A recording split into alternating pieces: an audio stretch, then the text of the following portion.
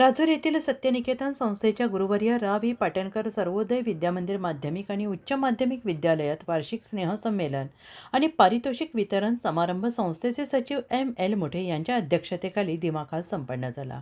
या कार्यक्रमाच्या अध्यक्षस्थानी संस्थेचे सचिव एल मोठे हे होते। यावेळी कोषाध्यक्ष विवेकजी मदन, माजी सचिव एन कानवडे, संचालक प्रकाश टाकळकर, एल्मामे, विजय पवार, विलास पाबळकर, माजी प्राचार्य विलास नवले, लहानू परबत, प्रकाश महाले, निलेश देशमुख, सदस्या मैडताई, कचरेसाहेब, प्राचार्य डॉक्टर BY देशमुख, भाऊसाहेब बनकर, संपत धुमाळ, दीपक बुराडे यांच्यासह सर्व शिक्षक, शिक्षकेतर कर्मचारी, विद्यार्थी आणि पालक मोठ्या संख्येने उपस्थित होते। कैलासवासी बापूसाहेब शेंडे, कैलासवासी रावी पाटणकर साहेब, कैलासवासी सावित्रीबाई मदार या विभूतींनी सत्यनिकेतन संस्थेअंतर्गत गुरुवर्य रावी पाटणकर सर्वोदय विद्यामंदिर माध्यमिक व उच्च माध्यमिक विद्यालय राजूर या विद्यालयाचे सन 1958 साली एक शैक्षणिक रोपटे लावले। आज या लहानशा रोपट्याने भव्य वटवृक्षाचे रूप धारण केलेले आहे। म्हणून या विभूतींना मी विद्यालयाच्या वतीने आपल्या सर्वांच्या वतीने विनम्र अभिवादन करतो। विद्यार्थी मित्रांनो, मला खरं फार चांगलं बोलता येत नाही। आता नवले सर बोलले किंवा तुमचे बाकी स्टाफ हे खूप छान बोलतात। मला बोलता येत नाही, मी संसर्ग टाळतो।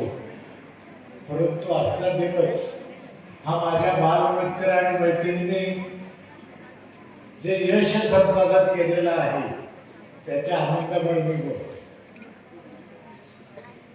मी जेव्हा यायला सुरुवात केली साधारणतः 2006-07-08 या वेळेला आपण जे आंतरशालेय आपल्याच शाळेतल्याच ह्याच्या ज्या स्पर्धा होत होत्या त्या सगळ्या स्पर्धेत मिळून या कार्यक्रमासाठी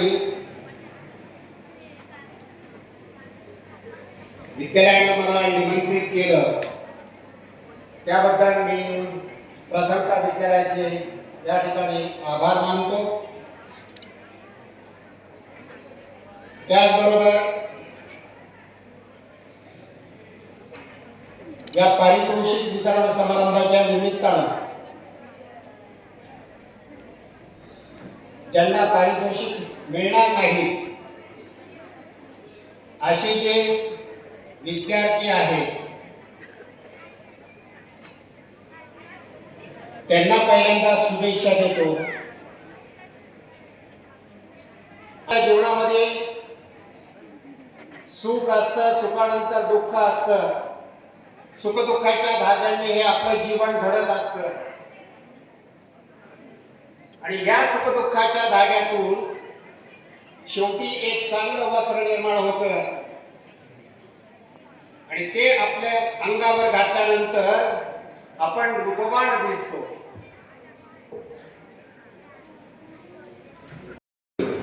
आणि मग ते एकांकिकची आमची रिहर्सल चालायची आणि त्यावेळेला मला वाटतं मी जी भूमिका केली होती त्याला मला अभिनयाचं प्रथम पारितोषिक भेटलं होतं।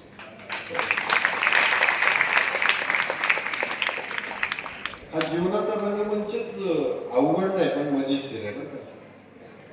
आयुष्यामध्ये तुम्हाला काय कुठल्या कुठल्या भूमिका करावं लागतील मला काय माहिती नाही, काय लाडक्या लेकी नो, बरोबर आहे ना? आमची लाडकी बरोबर आहे त्या बाजूला है ना। बरोबर मी आता तुम्हाला एक सांगतो की अभ्यास केला पाहिजे ना। भूका लागत काय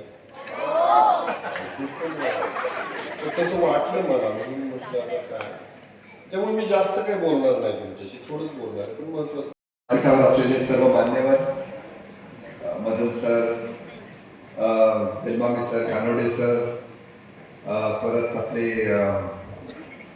इतर प्राचार्य उपप्राचार्य यांचं मी सर्वप्रथम आभार मानतो की मला तुम्ही इथे इन्व्हाइट केलं दोन शब्द बोलण्यासाठी।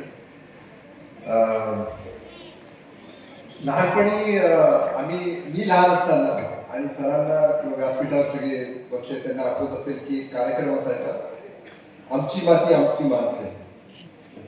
तर आज इथे आल्यावर मला अगदी सेम वाटतंय की आपल्या माणसांबरोबर आणि आपल्या मातीबरोबर जुळण्याची मला एक जी संधी मिळाली आहे ती खरोखरच अतुलनीय आहे आणि मी त्याच्यासाठी कायम आभारी असेल. मदन सर जशी आता थोड्या वेळापूर्वी बोलले की लहानपणापासून मला आवड असेल ही खरी गोष्ट आहे आणि त्याच्यासाठी हा जो पाया आहे हा रुजण्यासाठी मला त्यांनी इन्स्पायर केलं ते माझे वडील मोठे साहेब. कारण लहानपणापासून मी पाहत आलेलो आहे त्यांची फिटनेसच्या बाबतीत जी आपण म्हणतो फिलॉसॉफी आहे किंवा जी सवय आहे ती मी पाहत आलो. त्यामुळे लहानपणीच मी एक्सरसाइज म्हणा किंवा फिटनेस म्हणा त्याच्यासाठी सुरुवात केली. बऱ्याच लोकांना माहिती नसेल किंवा काही लोकांना माहिती असेल की वडील महाविद्यालयात असताना 1 नंबरचे कुस्तीपटू होते आणि त्यावेळेस नरके सरांसारखे समजा त्यांना प्रशिक्षक भेटले असते तर बऱ्याच पुढे ते गेले असते. पण त्या काळी बऱ्याच लोकांना माहिती असेल की सांगली कोल्हापूर त्या साईडचे मल्ल खूप मानले जायचे. पण त्या काळात पण वडिलांनी त्यांना आसमान दाखवले. त्यामुळे आपण मला ते कायम लक्षात आहे आणि त्याचं मी कायम लक्ष ठेवतो.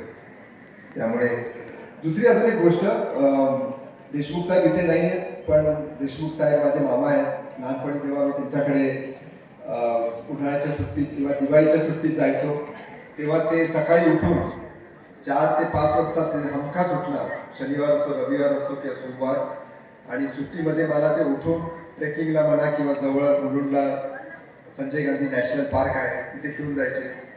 आणि देशमुख साहेबांची जे व्यक्तिमत्व आहे ते शारीरिकदृष्ट्या पण अतिशय फिट आहेत आणि त्यांच्या व्यवसायात पण अतिशय सक्सेसफुल आहेत. तर ती कायम माझ्यासमोर एक आयडल इमेज आपण ज्याला म्हणतो की आपल्याला या व्यक्तीसारखं बनायचं आहे, तर ती पण एक मला नेहमी प्रेरणा ठरली आहे. त्यामुळे त्यांच्यासाठी मी खूप आभारी आहे. ते आज येऊ शकले नाही. तर मित्रांनो, याच्यासाठी मी तुम्हाला एक गोष्ट सांगू इच्छितो की माझ्या आयुष्यात जसे मला प्रेरणास्तंभ वडील माझे मामा देशमुख साहेब मिळाले, तसेच तुमच्या आसपास तुमचे आईवडील, तुमचे नातेवाईक, तुमचे मित्र, तुमचे शिक्षक हे असतात. त्यामुळे नेहमी त्यांच्याकडून तुम्ही प्रेरणा घेत राहा. काही ना काही त्यांच्याकडून शिकण्यासारखं असतं. आता थोडं मी आयर्नमॅन रेस बद्दल सांगतो. बऱ्याचशा लोकांनी त्याच्याबद्दल थोडं वर्णन केलं आहे. मी माझा वैयक्तिक अनुभव आता तुमच्याकडून सांगणार आहे. तर अंतर सगळ्यांना माहिती आहे, पण तुम्हाला एक इमॅजिन करायचं आहे की अंतर किती असू शकतं. कारण आपल्याला तर किलोमीटरमध्ये अंतर सांगितलं आहे, पण एखाद्या वेळेस ते तुम्हाला इमॅजिन किंवा व्हिज्युअलाइज ज्याला म्हणतो ते झालं नसेल तर मी गुगल मॅपवर पाहिलं, जामगाव आहे आपल्याला अकोलेकडे जाताना. तर जेव्हा आपण आयर्नमॅन करतो तेव्हा इथून ते जामगावचं जेवढं अंतर आहे, साधारण ते 3.5-4 किलोमीटर आहे, तेवढ्या अंतरावर स्विमिंग करायचं असतं. 180 किलोमीटर म्हणजे किती? तर इथून तर मुंबईवरून मी आता आलो तर मी किलोमीटर बघत होतो तर साधारण 180 किलोमीटर आहे. 170-180 किलोमीटर तेवढं सायकलिंग.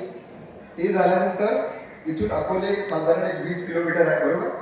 तर अकोले ते परत येणं हे सायकलिंग झाल्यावर एवढं रनिंग करायचं आहे. आणि हे सगळं सलग बॅक टू बॅक ज्याला म्हणतो न थांबता. त्याचं कारण असं आहे की एक निर्धारित वेळेतच ती स्पर्धा पूर्ण करायची आहे, तेव्हा तुम्हाला आयर्नमॅन हे किताब मिळतं.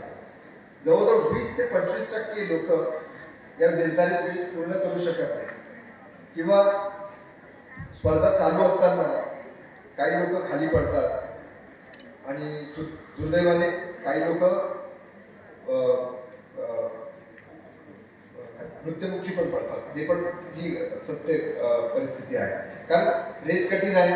तुमचं शरीर तेवढं तयार नसलं तर हे शक्य आहे. कारण तुम्ही समुद्रामध्ये गडबडून करू शकता. पाणी थंड असतं, पाणी वेगळं असतं. जेव्हा तुम्ही सायकलिंग करता तेव्हा तुमचं हार्टबीट वाढलेलं असतं. त्यामुळे तुम्ही ते हार्टबीट कसं कंट्रोल करू शकता, ब्रीदिंग कसं करू शकता, हे सगळं तुम्हाला मॅनेज करायचं असतं. 16 तास तुम्हाला कायम बॉडी तुमची ऍक्टिव्ह आहे. त्यामुळे तुम्ही काय खायला पाहिजे कारण बॉडीला आता भूक लागणार, कंटिन्युअस ॲक्टिव्हिटी करत असताना 1.5 तासात 2 तासात तुम्हाला ठराविक पद्धतीचे न्यूट्रिशन घ्यावे लागते. ते नाही घेतले तर क्रॅम्प्स येऊ शकतात, तुम्ही खाली पडू शकतात. बऱ्याच वेळा ॲम्ब्युलन्स फिरत असतात की कोणी खाली पडले त्याला घेऊन जा. या सगळ्या परिस्थितीत 20 ते 25% लोक ही स्पर्धा पूर्ण करू शकत नाही. बरेचसे स्पर्धा करणारे लोक युरोपियन किंवा अमेरिकन असतात आणि त्याचं एक फार मोठं कारण आहे, आपल्याकडे स्पोर्ट्सला फार जास्त वाव नाही. स्पोर्ट्सचं जे कल्चर आहे ते आपल्या दुर्दैवाने आपल्या सोसायटीमध्ये त्याला एवढं आपण प्रोत्साहन देत नाही. पण तिकडे लहानपणापासूनच शनिवार रविवार रनिंग करणार किंवा दुसरे काही स्पोर्ट्स करणार, हे करणार ते करणार, त्यामुळे त्यांची बॉडी तयार असते. नॅचरली ते तसे तगडे असतात ज्याला म्हणतो आपण, त्यामुळे त्यांना थोडं सोपं जातं. तिथे तुम्ही विश्वास नाही करा, 60, 70, 80 पर्यंत वयाचे लोक ही स्पर्धा करतात आणि खरोखर चांगल्या पद्धतीने करतात. त्याचं कारणच हे आहे की लहानपणापासून त्यांना सवय लागलेली, त्यांची शरीर तसं तयार झालं. महाराष्ट्राचे सर्वमान्य दैनिक समर्थ गावकरी, अहमदनगर, पुणे, नाशिक, जळगाव, धुळे, नंदुरबार, सोलापूर, कोल्हापूर, सांगली, सातारा, मुंबई, ठाणे, पालघर, रत्नागिरी, रायगड, सिंधुदुर्ग, नांदेड, उस्मानाबाद, बीड, औरंगाबाद, नागपूर, गडचिरोली, भंडारा, गोंदिया, अकोला, यवतमाळ, बुलढाणा येथून एकाच वेळी प्रसिद्ध होणारे एकमेव दैनिक, सर्वसामान्य जनतेचे खुले व्यासपीठ. संपादक आहेत विश्वासराव आरोटे. मोबाईल नंबर आहे 94 23 38 85 08. दुसरा मोबाईल नंबर 94 23 46 72 72. तिसरा मोबाईल नंबर 75 88 15 0001. वेबसाईट आहे sgavkari.com. मेल आय डी आहे akl gavkari@gmail.com.